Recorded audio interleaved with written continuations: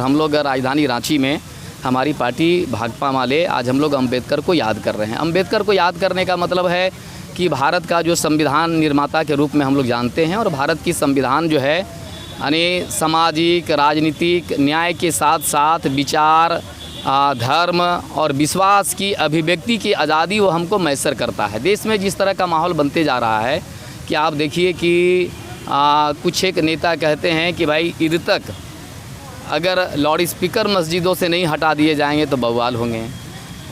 मस्जिदों के गुंबदों में भगवा झंडा फहरा दिया जा रहा है, मतलब बहुत तरीके से।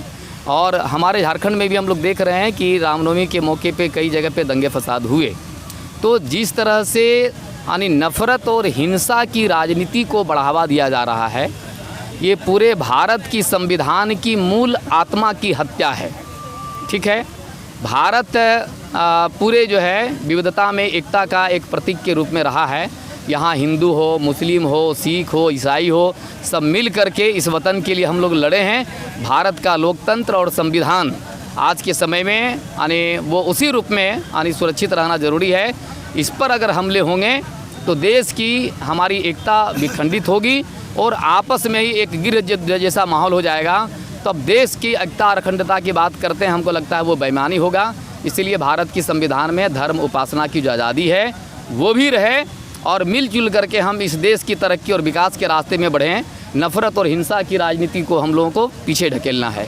इसी सवाल को लेकर के आज हम लोग जो है ना 2 घंटे के उपवास में भी हैं कि भारत का जो संविधान है जिंदाबाद है और हम उस रास्ते पे यानी अनुसरण करेंगे, अम्बेडकर के बताए रास्तों पर चलेंगे।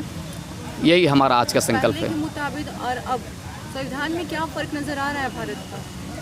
देखिए, भारत का संविधान तब भी वही था, भारत का संविधान अब भी वही है। ये जब संविधान का निर्माण जब से हुआ तब से जो भी इस देश में एक लोकतांत्रिक परंपरा, एक लोकतांत्रिक परिपाटी, लोकतांत्रिक राजनीतिक प्रणाली कायम हुआ, वो भीमराव अम्बेडकर के द्वारा रचना किए गए संविधान के बदौलत ही संभव हुआ। तो ये हम समझते हैं कि वो एक अनुकरणीय चीज़ है जिसकी रक्षा की जानी चाहिए।